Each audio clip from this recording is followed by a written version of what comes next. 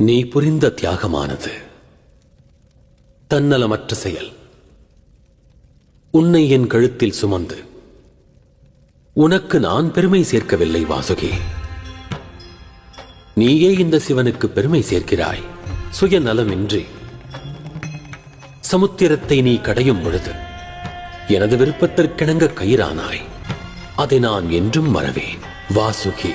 உனையும் அந்த மந்தார பர்வதத்தையும் இவ்வையகமானது பல யுகங்களானாலும் நிச்சயம் நினைவில் கொள்ளும்.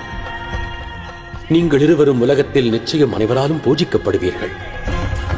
எவர் சுயநலமாக செயல்படுகிறாரோ அவர்களால் சிவனை அடைந்துவிட முடியும் என்பது சாத்தியமல்ல. இதுவே நிதர்சனம்.